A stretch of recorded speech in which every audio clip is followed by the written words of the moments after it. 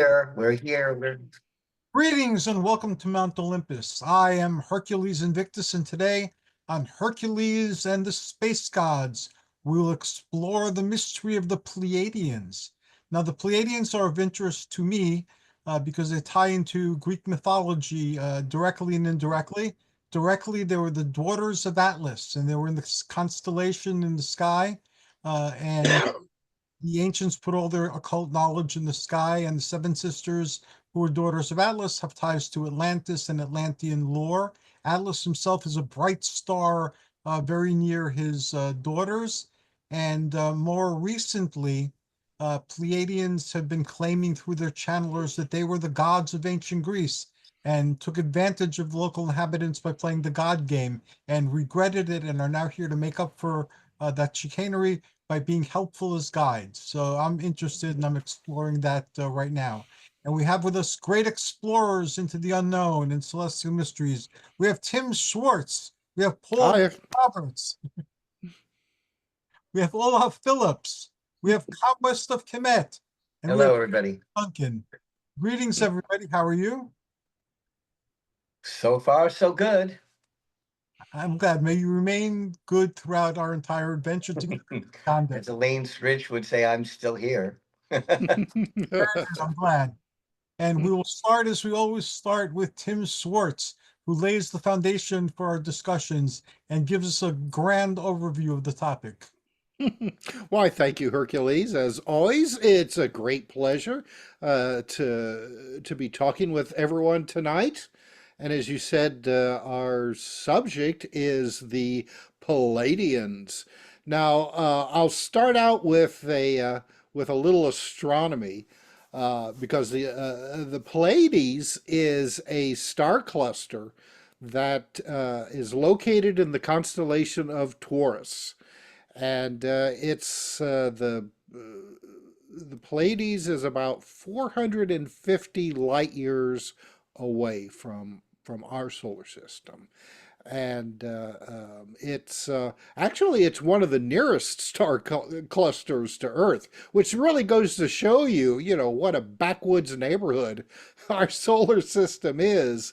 If 450 light years is considered to be a close neighbor.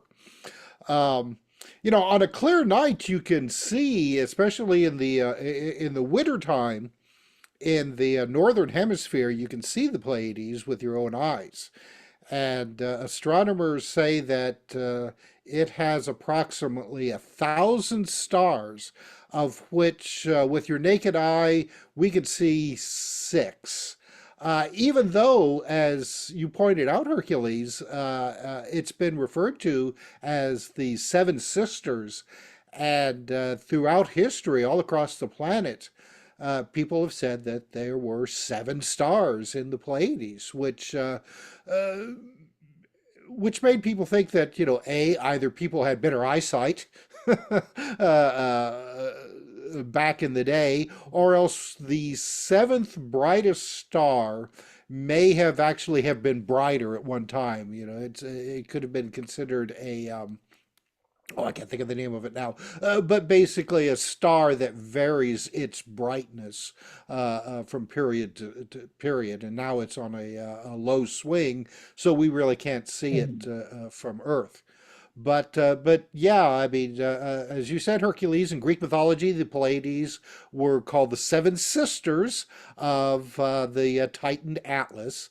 And among various Native American nations, people from the Pleiades were often referred to as sky people or star people.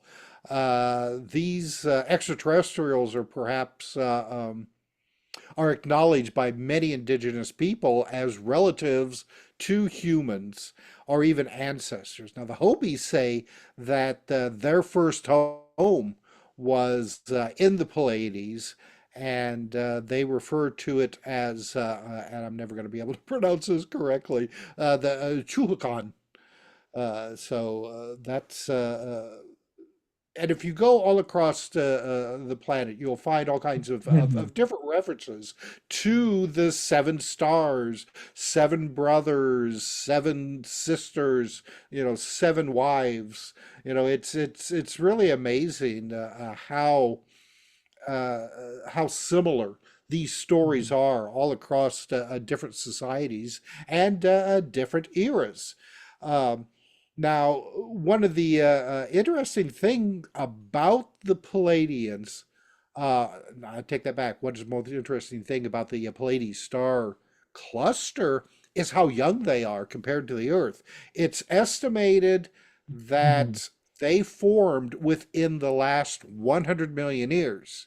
And at that time, there were dinosaurs on Earth. So the Earth and our solar system is much older than the Pleiades, which is interesting considering the ideas that have been formulated within various kinds of, especially UFO mythology, that the Pleiadians are much older than we are. Now, I suppose they could be much older than humanity, but as for our solar system, they're infants. We're the old grizzled adults compared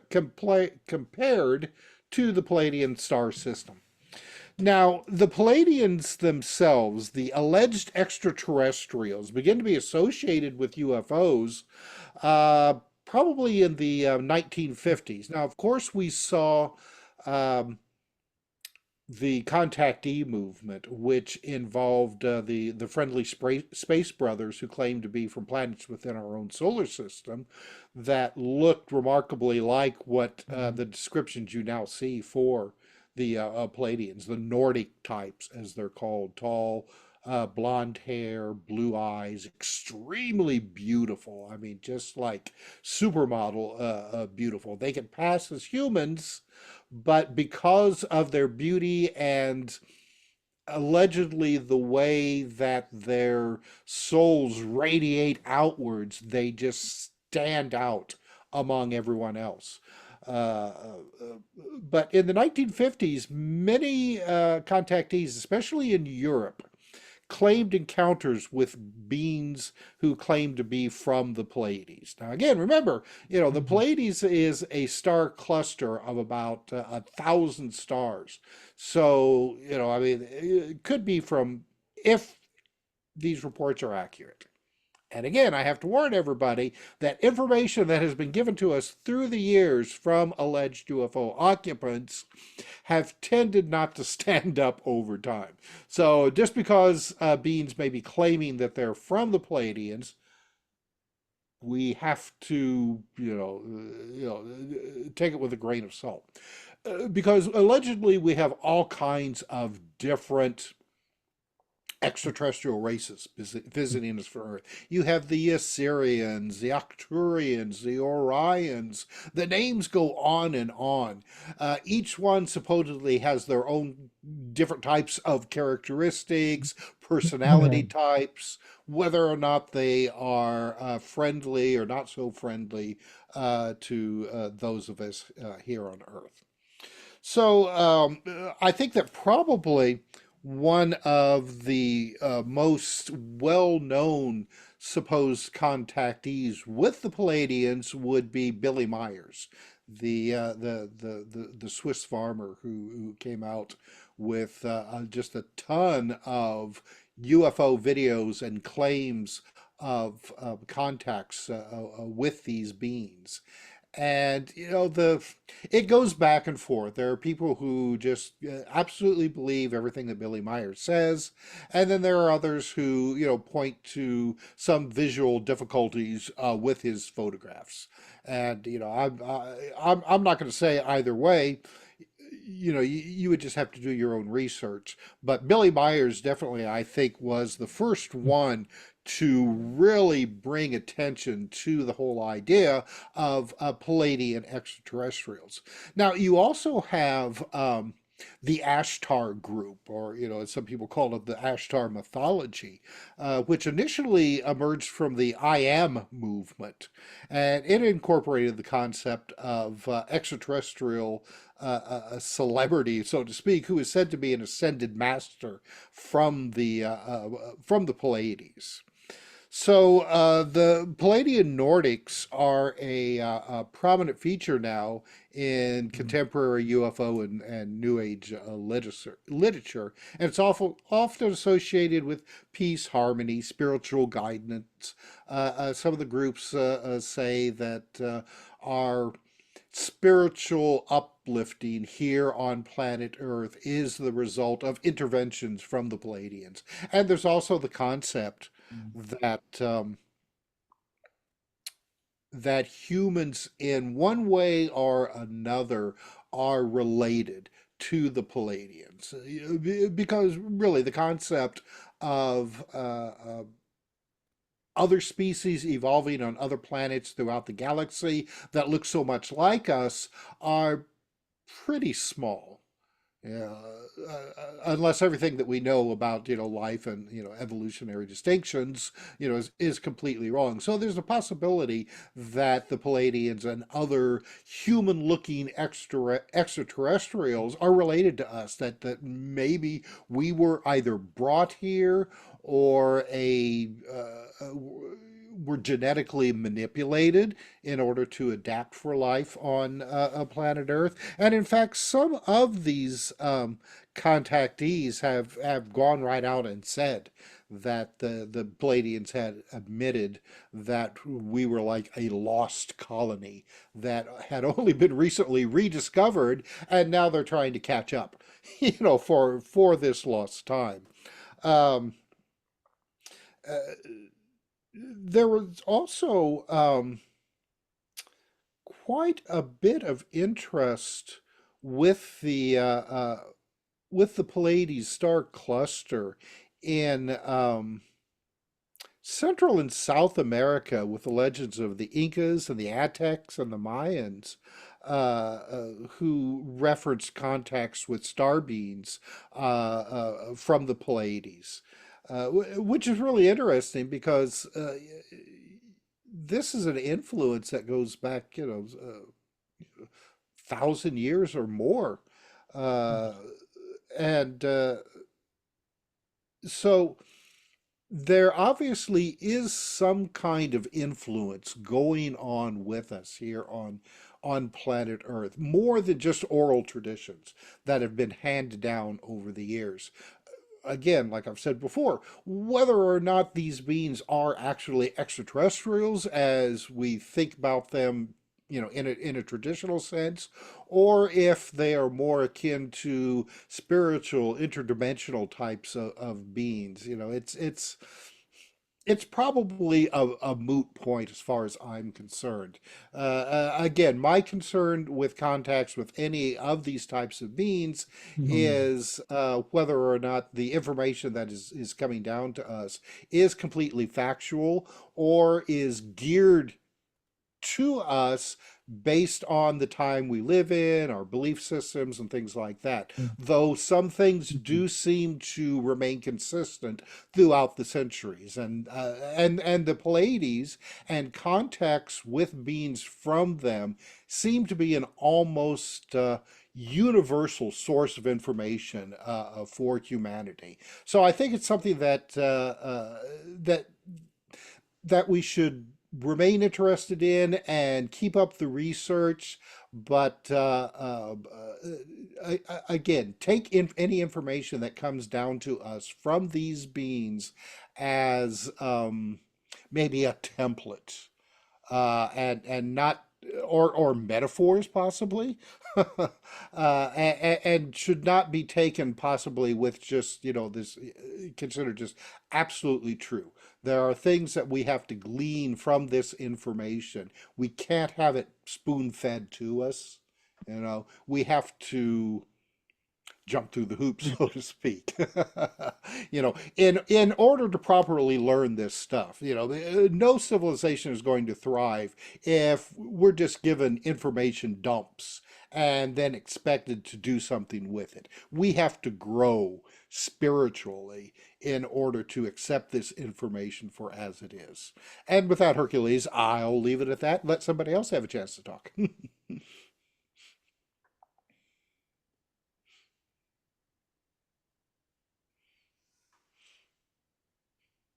Hercules, your sound is off. Hercules, your sound is off.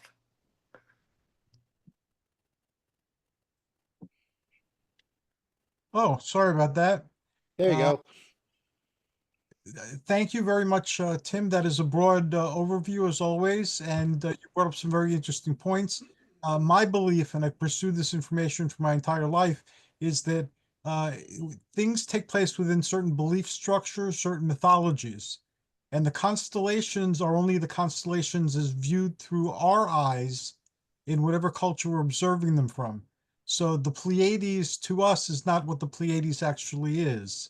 It's what the seven stars we see in the sky and more now with our instruments that we've detected, but it's the seven sisters that gave birth to the mythology.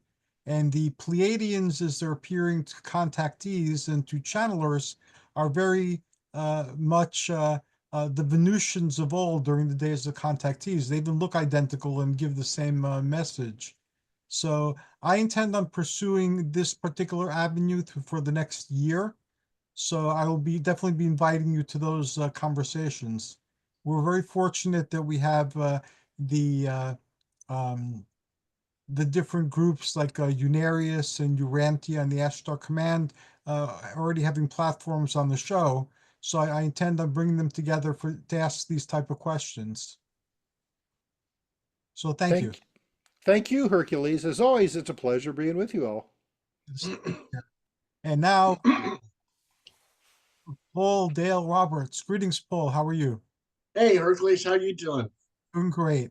I'm inviting you to Pantheons of Pop Culture, which is a special I'm having sometime next month. So be prepared to receive that. Okay, sounds good. Well, tonight we really have a good subject about the Pleiades, and a lot of people they think of these Nordics as beings of light, that they're helping humanity in the spiritual evolution, and maybe they're right. They have these Nordic features with the fair skin, the blue eyes, blonde hair, in which some people interpret as angels.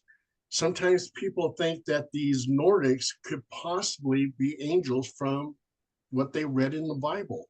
And it was kind of interesting about the Nordics is that they seem to communicate with telepathy or through your dreams. And this has been reported by people who claim to have encountered the Nordics.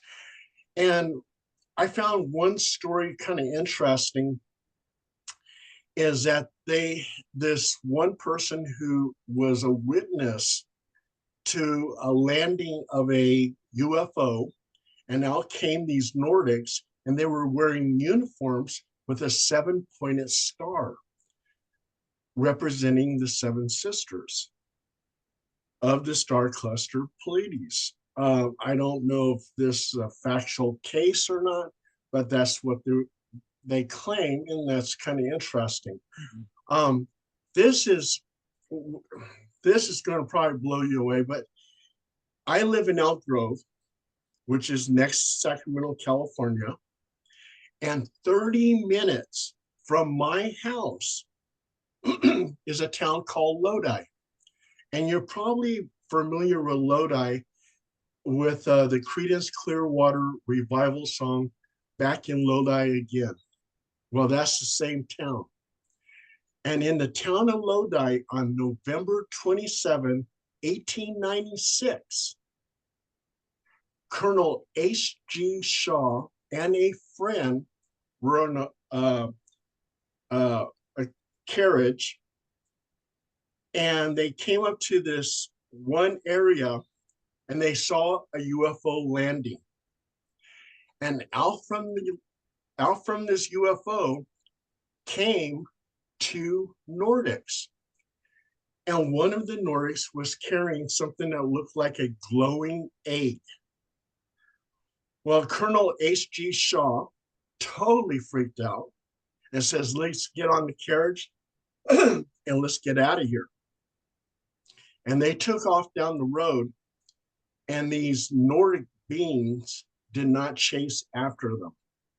But Colonel H.G. Shaw said that he was receiving a message through telepathy, and the Nordic was asking him to please go onto the ship. There was something that they wanted to show them. But he was totally scared, totally freaked out, and said, heck with that, went down the road.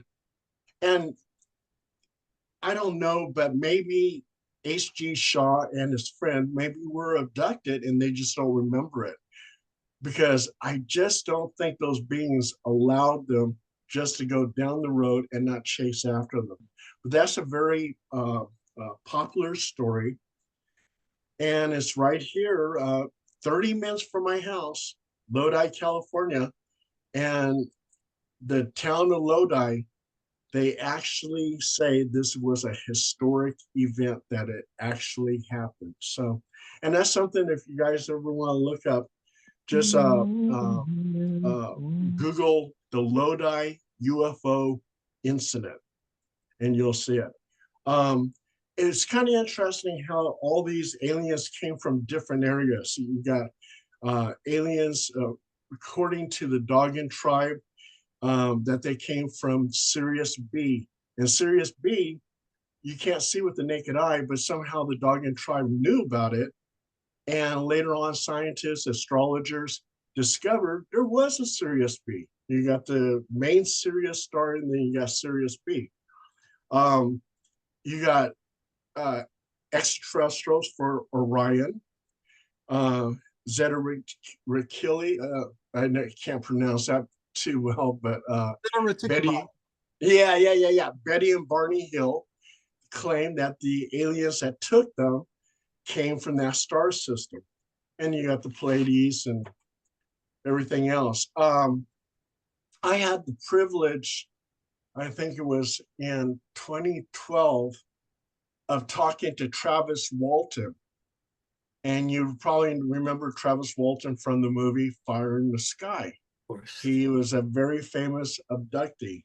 And we got to talking, and he was telling me, because I was trying to set up an interview with him, and then things got so busy, my interview never happened. So, but I did get to talk to him over the telephone, which was cool.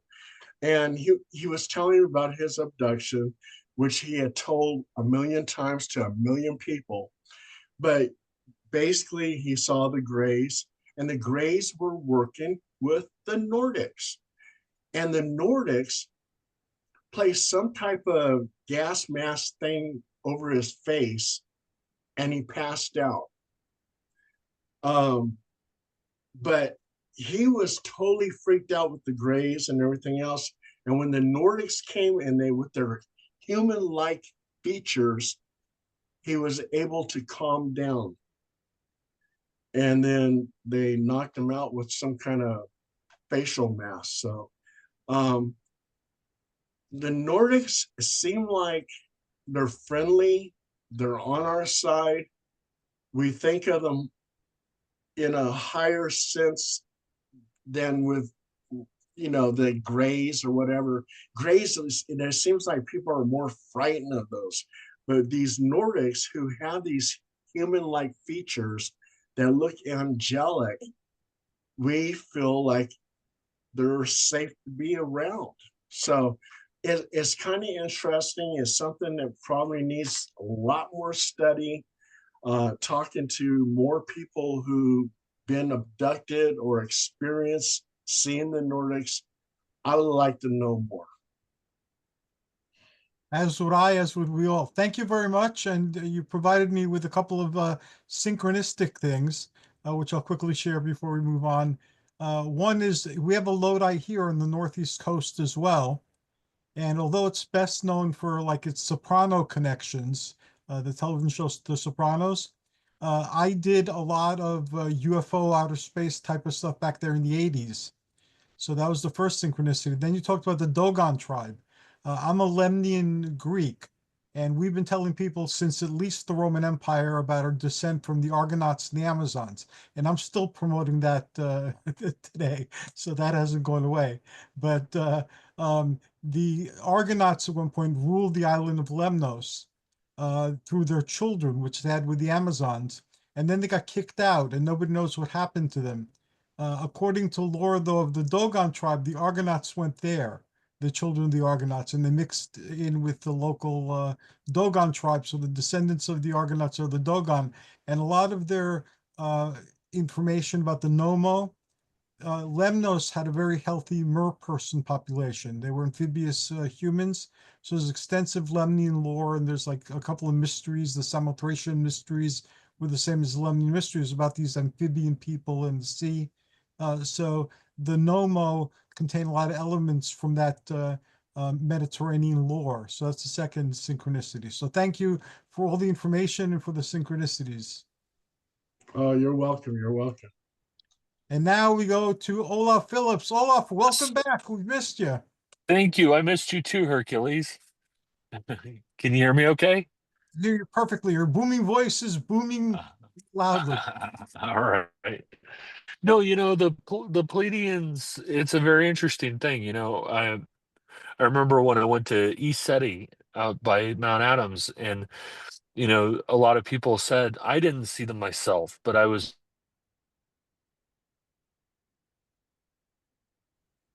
over Olaf, and over.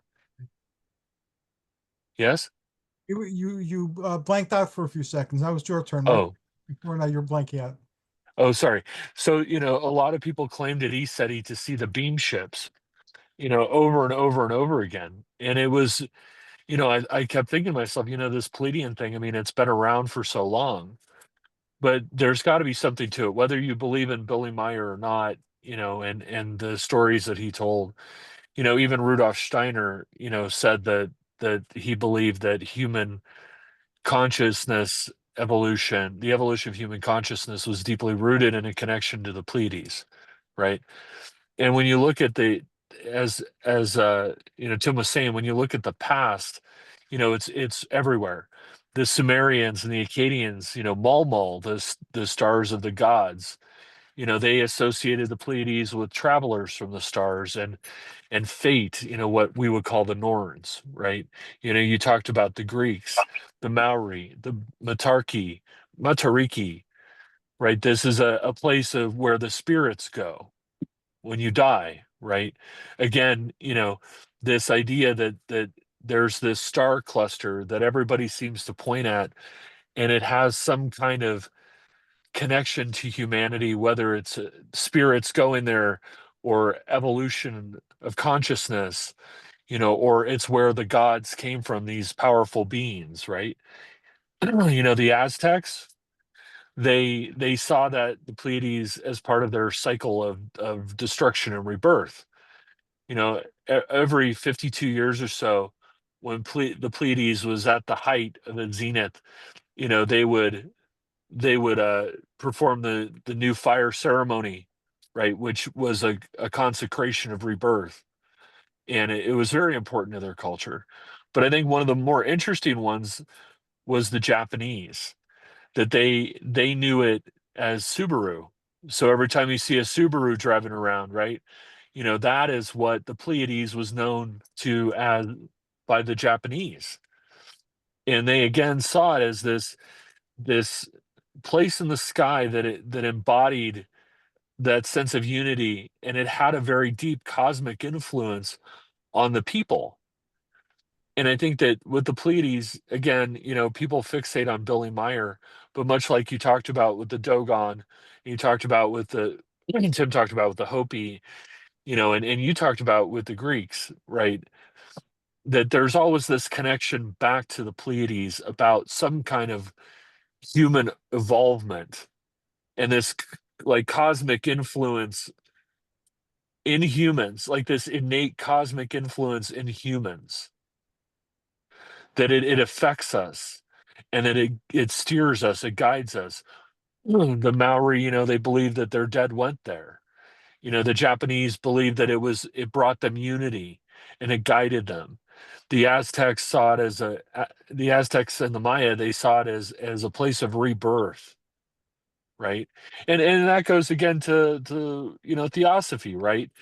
The Pleiades is the cosmic heart center and the home of spiritual intelligence, right? These are very consistent. Steiner talks about the human spiritual evolution again, coming from the Pleiades. The thing that's interesting is that no matter how far back you go, and when we talk about the Akkadians and the Sumerians, you're talking about thousands and thousands of years. You're talking about 4,000 years, right? So there has to be something interesting there and to it. If for the last 4,000 years, from the Akkadians and Sumerians on, we all, every culture has a notion of the Pleiades being this thing, this source of guidance, this source of love and harmony, this source of rebirth and renewal. Nobody's perfect, right? We all make mistakes. And as a culture, we make mistakes. As a species, we make mistakes. But all these cultures, I mean, I named off what, 5 without even trying. All these cultures and at least 2 spiritual movements go back to the Pleiades to say, okay, we as a species have made a mistake. We as a culture have made a mistake. But these ascended masters or these spiritual beings that exist in the Pleiades are coming back to us to help us fix our mistakes. And they acknowledge that we're human and we do good and we do bad. But the source of that guidance appears to always be the Pleiades. And it means so much in Japan that I live in the mountains, right? I got Subarus everywhere, right? So now every time I see a Subaru, it meant so much to them culturally, they named a car company after it. That says something, right? Yes, definitely. And I will never see a Subaru again without thinking of this information. Cosmic influence. But you know what I mean? I looked at all these different cultures and they all come back to the Pleiades for guidance, spiritual guidance, right? For spiritual evolution, for rebirth and renewal. Because if you think about it, right, most cultures have a notion that you die and there's some kind of rebirth or renewal. When you die, you go to heaven. Well, it's transformational. That is about a rebirth. If you're a Judeo-Christian, you go to heaven, right? Or even a Native American and you go to their version of heaven, or you're a Maori, or you're an Egyptian. We have Michael on, he'll talk about the Egyptians. All these ideas is that you go to this place, you're judged, you're found worthy, and then you're renewed. In some cases, you return to the earth. In some cases, you stay in this nirvanic place. But the act of entering heaven, or whatever your concept of heaven is essentially a transformation, a rebirth and renewal of you as a pure spirit energy. So I thought that was crazy. That is crazy. Right? And Hey, can I say something to Olaf real yeah, quick? sure. Sure. Okay, Olaf, that's kind of interesting about the Subaru. And now every time I see a Subaru, I'm gonna think of the 7 stars. But And it has all 6 stars. It has all the stars in the logo.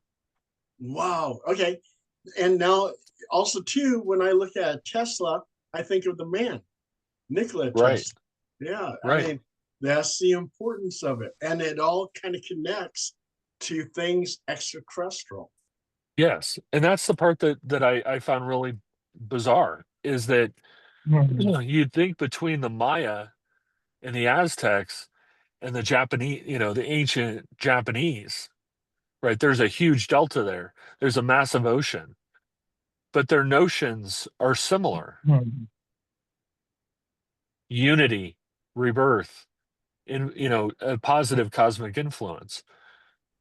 So I think that a lot more study. I think we need to stop worrying about Billy Meyer, and if you believe in Meyer's stuff, Go believe in Meyer stuff.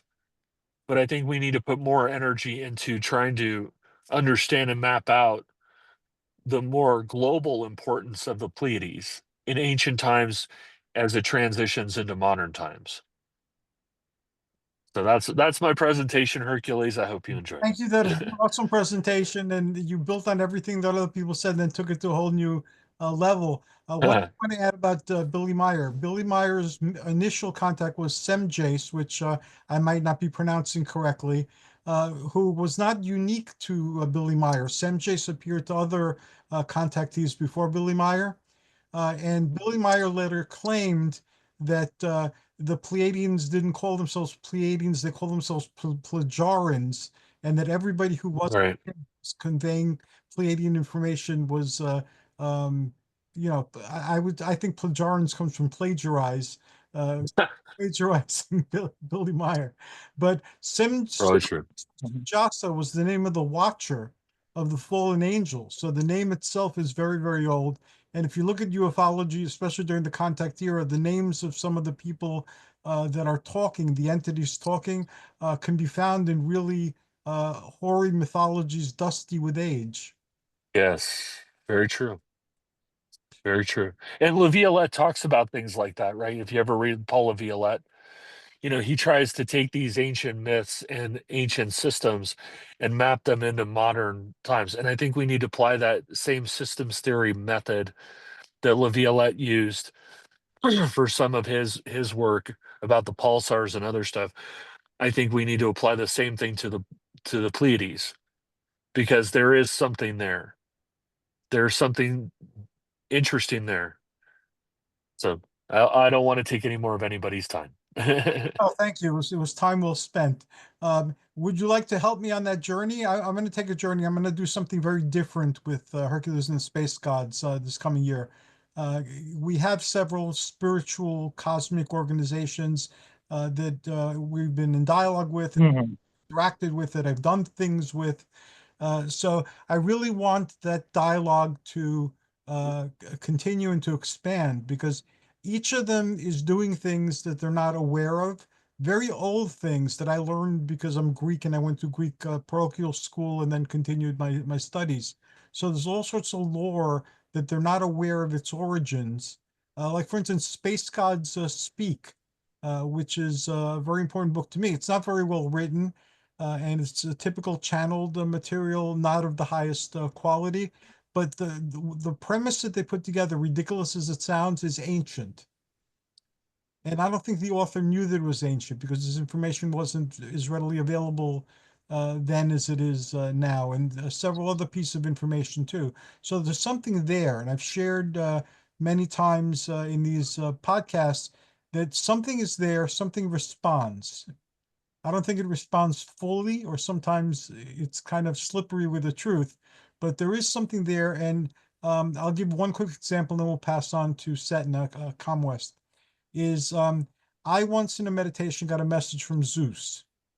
So again, I'm not impressed, with the names of spirits to communicate, because anybody could say that they're anybody or anything. But Zeus gave me a message. So I put it on the shelf inside my mind and figured I'd get back to it. Within a few days, Michael Comwest and Michael Duncan, who are both here, were among a handful of people who called me, and in conversation or by having gotten a direct message from Zeus, shared the message with me. So that told me that I can't leave it on the shelf and go back to it whenever I have time. And I considered the message and listened and, took some action. And it wasn't anything cosmic or spiritual. I wasn't the Messiah or chosen one or anything like that. It was about fatherhood. So, there were things about fatherhood that Zeus wanted to pass to me from one father to another. It was pretty practical and mind-blowingly insightful. And it wasn't pleasant to contemplate, but it was useful. So I thank both Michaels who are here for that information, and the people who aren't here that also shared messages from Zeus or in conversation through this information at me. But see, there's something there, and it identified itself as Zeus to the people who conveyed the message as Zeus. And it answers. but but again, that's a conversation for another day. That's way beyond the scope of today's inquiry into the Pleiadians. And now onward to Setna Comwest of Kemet, also known as Michael K. Waterman. Greetings, Michael. Hi guys, I'm glad I'm still here. I've been having some technical problems. I don't know what that was. Maybe it was the Pleiades checking in. Um, I guess you want me to take things from my ancient point of view. We have a goddess in Egypt whose name is Shasta or Shasette. Shasta, like the old soda. You talk about the Subaru.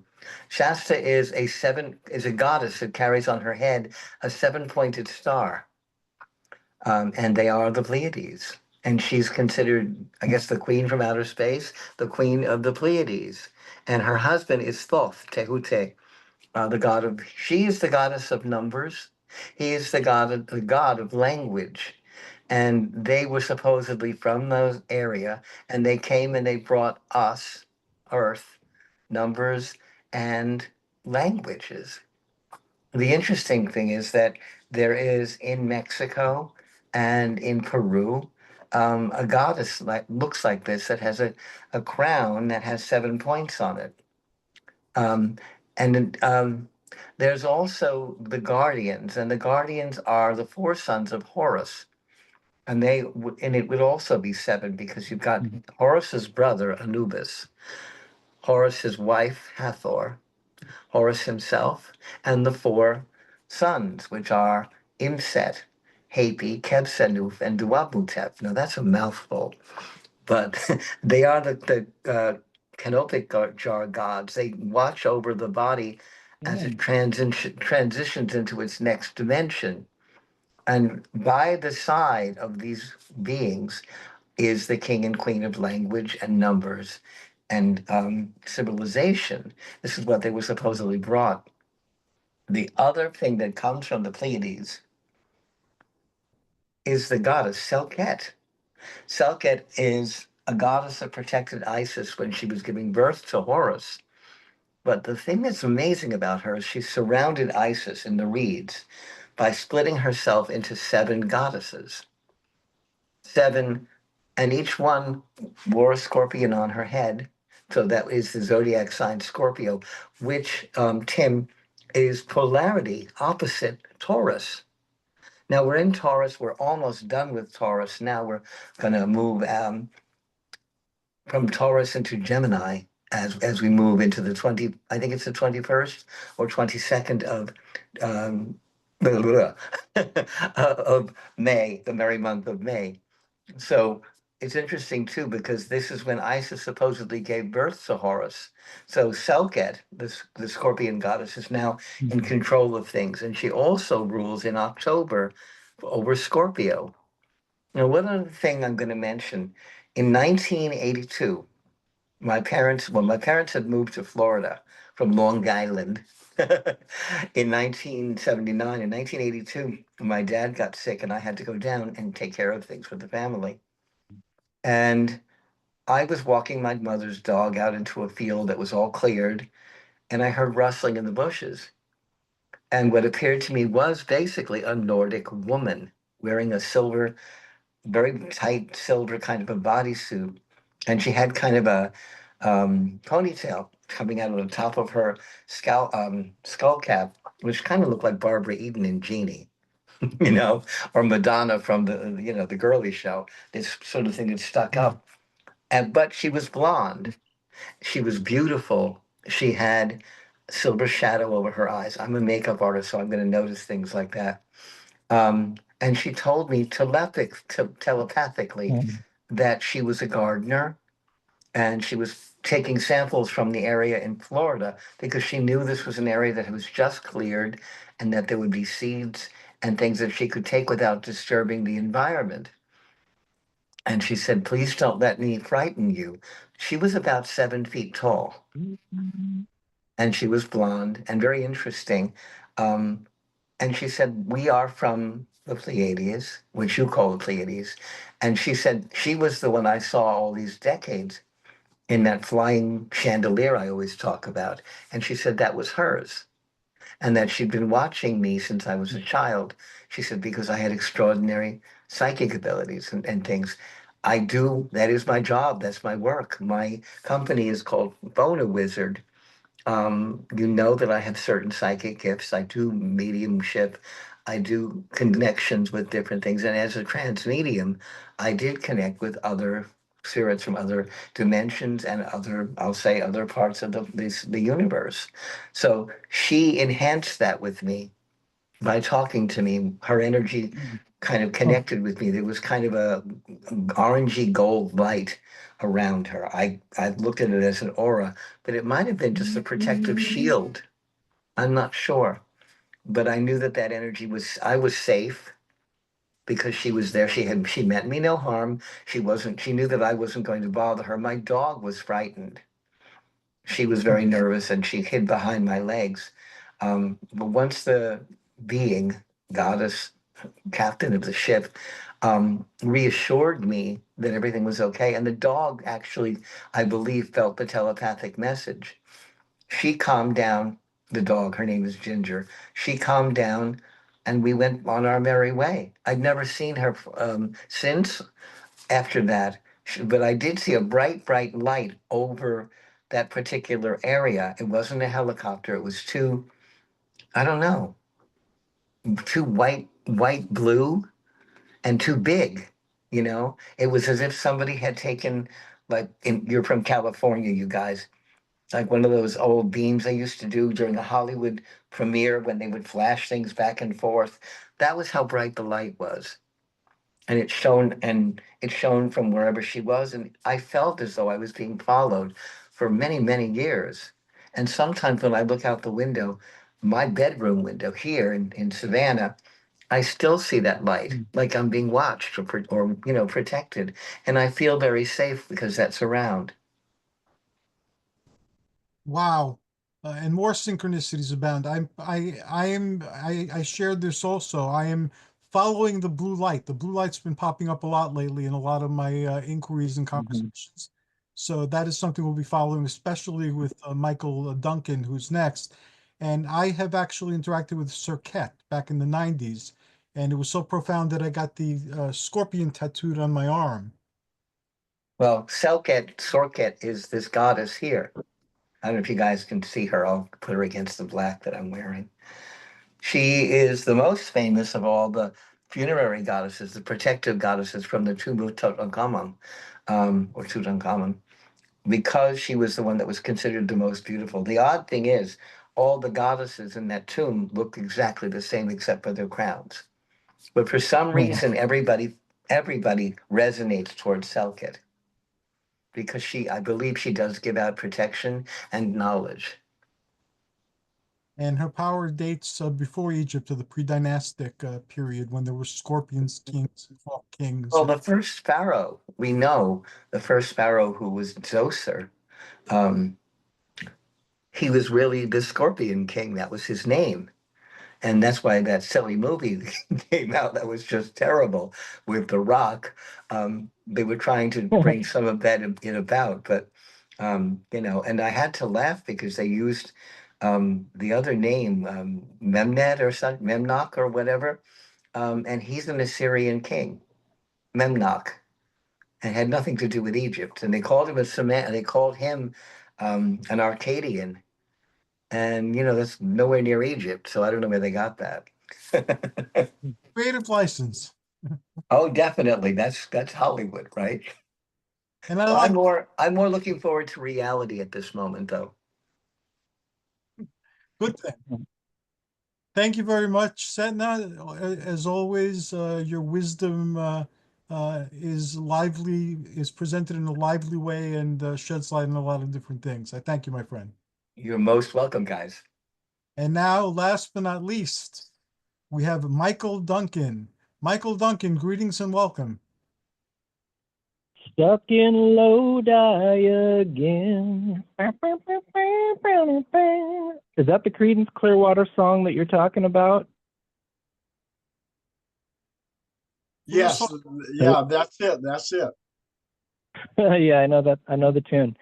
Hey, thank you, Hercules, for the opportunity to be here, and thank you everybody for shedding a little bit more light on the Pleiadians and your experiences. I really appreciate that.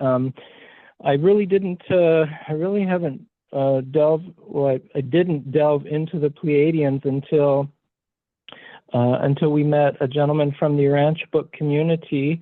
His name was Gerald Farley.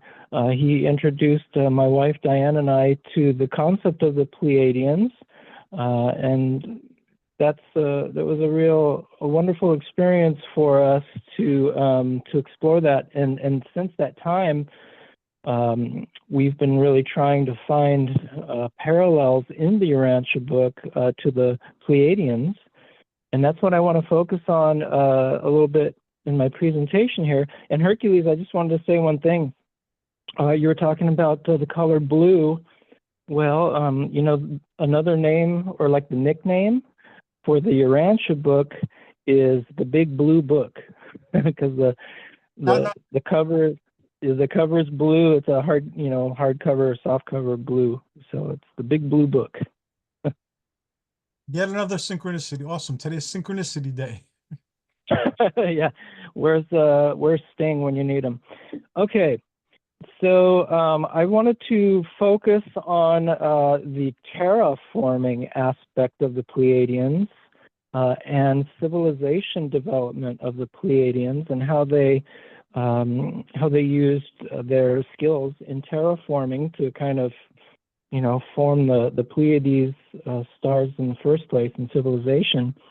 And I wanted to highlight the parallels of their work in the Urantia book. So first I wanted to start with saying the Urantia book was written in 1950, well, not written, but I mean it was published in 1955 in Chicago, Illinois. I feel there are a couple different narrative stories, but I feel it was given to the nieces and nephews of John Harvey Kellogg, who of course has his mentorship from Ellen G. White, who started the Seventh-day Adventists, whose mentor was William Miller of the Millerites. And I feel that's the lineage for the Urantia book.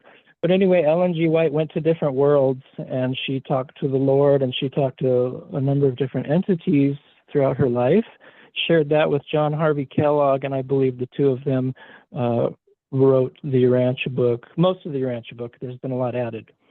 But anyway, in paper 36, there's the story or the narrative of the life carriers. And regarding terraforming, I just wanted to read just a tiny bit here from paper 36, the life carriers. A life does not originate spontaneously. Life is constructed according to plans formulated by the unrevealed architects of being, and appears on the inhabited planets either by direct importation or as a result of the operations of the life carriers of the local universes. These carriers of life are among the most interesting and versatile of the diverse family of universe sons. They are entrusted with designing and carrying creature life to the planetary spheres. And after planting this life on such new worlds, they remain there for long periods to foster its development. And then I wanted to jump down a little bit to chapter 1 of paper 36. The life carriers are the offspring of three pre-existent personalities: the Creator Son, whom my wife and I know as Zeus; the Universe Mother Spirit, whom my wife and I know as Hera; and by designation, one of the three Ancients of Days, presiding over the destinies of the super universe concerned. And just to let you know, our super universe is the seventh and most undeveloped, according to the Urantia book, super universe of Orvonton. These Ancients of Days, who alone can decree the extinction of intelligent life, participate in the creation of the life carriers, who are entrusted with establishing physical life on the evolving worlds. They are directed by the long-determining trio consisting of Gabriel, whom my wife and I know as Hephaestus, son of Zeus and Hera, the father Melchizedek, and Nambia, the original and firstborn life carrier of Nebnon. And then regarding life transplantation, they reiterate again, life does not spontaneously appear in universes. The life carriers must initiate it on the barren planets. They are the carriers, disseminators, and guardians of life as it appears on the evolutionary worlds of space. All life of the order and forms known on Urantia, which is the name that is given to our Earth, arises with these suns, though not all forms of planetary life are existent on Urantia. So, I mean, as far as like terraforming and planting life, that's my parallel so far that I found in the Urantia book. So, and then I also wanted to mention that there are a number of other different beings, celestial beings, I guess you could say, that are in the local universe under Zeus and Hera that are involved in civilization development. So there are local universe celestials called material sons and daughters. We might know them as Adams and Eves. So according to the Urantia book, when a humanity, so to speak, on a particular planet is ready, is consciously ready, you know, with in their consciousness, ready to develop to the next level, then Gabriel sends out, or another name for Gabriel is the bright and morning star. They're sent to a planet to perform upstepping. And what these Adams and Eves do is they come from their constellation centers, or like the headquarters of the constellation, which consists of about 100,000 inhabitable planets. And then they go to these worlds and they upstep these civilizations. I mean, to, you know, develop the civilization, these humanities. And it's interesting, guys, because when you read about the Adams and the Eves that come from these constellations, you find that these Adams and Eves, they are 8 to 10 feet tall. And this is in the Urantia book. And they glow with violet light. And they're vegetarians. They don't eat meat. So what they do is they upstep the races educationally, but they also mix with the races, and they infuse the developing races with violet blood, the violet blood. So they're actually, you know, they're getting together with the humans, right? And they're upstepping them biologically, educationally, and so on and so forth. So I just thought that was interesting. When you read about the especially the three races of the Pleiades and how they performed, or they upstepped, you know, their new planets, I guess, of the Pleiades. Then they're doing it on other different worlds, including our world of Urantia, through the life carriers and through the material sons and daughters, or the Adams and Eves. And I just wanted to put this out there. I don't know if it's like if it's correct or not, but I don't know. I just seem to think that our constellation, where our planet fits into, our constellation of 100,000 inhabitable planets, I think our constellation of Norlashadek might be the Pleiades. Wow. That's what I'm getting. That is an awesome theory, and you presented enough to make it phenomenally intriguing. and I definitely want to pursue that in another show. And thank you, Michael. It's glad to have you back. I'm glad to have you back as well. It's been quite a while. Yeah, thank you. Thank you so much. A lot of changes for me in my life, and I really appreciate the opportunity, Hercules, to to be with everybody and have some fun too. And you guys are incredible. You've got incredible experiences, and you just know so much. And it's a real learning.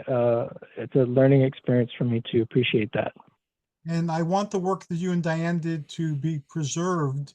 And in my small way, the only thing I can do is provide you with a platform. So if you want every month or every other month to share the information you've gathered and share your progress on the books that you're writing, I'd greatly be honored to host it. Well, thanks, Hercules. That's very kind of you. Thank you so much. Thanks. Thanks. And we've reached the end of today's discussion, and wow, what a discussion it was. I am going to be branching off from Hercules Space Gods, so we're going to focus a little bit more on the different extraterrestrial groups that we've learned about. We started doing that a little bit with the Lion People of Lyra. We started doing that a little bit with the Blue People, the enigmatic Blue People, and now I'm going to start doing it with the Pleiadians. So in the months ahead, there'll be more focus on each of these groups, which will pick up from where we currently left the topic, and everyone to continue with the topic if they so choose. I will let you know when it's coming. So we'll go backwards around for contact information. Michael, how can people contact you? Yes. So I have an email address. It's Michael Duncan, Dunkan, like Dunkin' Donuts without the apostrophe. Michael Duncan1 at hotmail.com. I have over 130 videos on our YouTube channel, Michael and Diane Duncan. That's 2 N's for Diane, regarding our artwork, music, and our celestial team meetings with Zeus and Hera and Maitreya and others. And also, if you just Google my name, Reverend Michael Duncan, you'll find my 5 albums and EP of Urantia Book inspired songs, Spotify, iTunes, Amazon. I just put out a new compilation album called The Glory of Love. Actually, no, it's called Glory of Love is one of the singles. It's called Closer to God. So check that out, Reverend Michael Duncan. Thanks. Oh, and by the way, I'm writing a book, as you mentioned, called The League of Azure Blue Angels. It should be out within the next couple months. Thanks, Hercules. So when it comes out, we'll be glad to go on it. All right, thanks. My pleasure. Next, we go to Setna Comwest of Kemet, aka Michael K. Waterman. So thank you, everybody, for allowing me to be in this lovely company. You can reach me at Michael K. Waterman on Facebook. You can reach me on Phono Wizard on Facebook, or you can get me at the Pernitaru Temple, which is where I am right now, as you can see, on Facebook or on Instagram. You can also get me by phone if you wish. 516-650-3691. It's my old Long Island number. However, I have too many contacts to change my phone number, so I didn't. Or you can just, reach me through Hercules, and I'm here. If you have any questions about my ancient practices, I would be delighted to help you. Thank you. Thank you. Olaf Phillips, how can people find you and interact with you? Well, I'm Olaf Phillips on Facebook. I'm easy to find. Captain Tiki Show on Instagram. We have a radio show every Thursday, 10 p.m. Pacific to 12 a.m. Pacific on kad-lp.org, called the Enigma Hour. You can find us on Apple Podcasts as well. And obviously, you can find me through Hercules. He always seems to know how to get me at the right time. But yeah, that's it. And I look forward to speaking with everybody. And thank you very much for letting me rejoin again after quite a long time. And I am just absolutely honored to be among such amazing researchers and people. So you've all helped me in some way or another, and I appreciate you all. And we appreciate you, and I'm looking forward to further adventures, be they from some other plane. Thanks, Olaf. Paul Dale Roberts. Hercules, thank you for having me on the show. Wonderful panel you have there. Very intelligent, very knowledgeable. I I was just stunned hearing all the stories. But anyway, to reach me, real simple, paranormal hotline, 916-203-7503. If you're in the greater Sacramento area and you need something investigated that has to do with the paranormal, I'm your man. And email jasmaonline@gmail.com. And if the most easiest way sometimes to get a hold of me is just to Google my name, Paul Dale Roberts, and you'll find my telephone number and my email address right on my articles when my articles pop up on Google. Thank you, Google. And thank you, Paul. You're awesome. Last but not least, Tim Schwartz, who's very humble. He never shares the fact that he's the co-host of a podcast that everybody's heard of. I walk in town, which is less and less these days. People tell me about the time they heard me on a Paracast. So Well, thank you, Hercules. Yeah, I'm the co-host on the Paracast with Gene Steinberg, and you can listen to it practically on any of the major and not so major streaming platforms, Apple, Spotify, all of them. Just look for the Paracast with Gene Steinberg, and you'll be able to hear it. Our most recent book, which Hercules, Paul, and Michael all have chapters in, is called Weird Time, Exploring the Mysteries of Time and Space. And you can find out more about it, as well as a way to contact all the authors, including myself, if you so desire.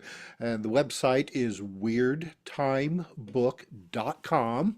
And I also want to say that I was on the most recent episode of History's Greatest Mysteries, which is seen on the History Channel Monday nights at 9 p.m. Eastern.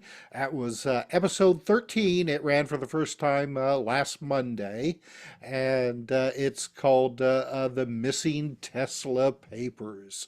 So I hope that anybody interested will take a look at it. we certainly will. You were also on Ancient Aliens not too long ago as well. I've recorded a couple of episodes that haven't aired yet. The last time I was on Ancient Aliens was like 2013. So, but they do repeat that interview. They'll take snippets out of it and run it as new. So yeah. Well, thank you very much, Tim, and thank you very much to everybody. You're awesome individuals. I'm honored and I'm blessed to know you, and I look forward to our future interactions and the recounting of all our cosmic adventures. Good night, and again, thanks again. Blessings to all. Take care. Good night. God bless. Thank you. God bless. Good night. Night.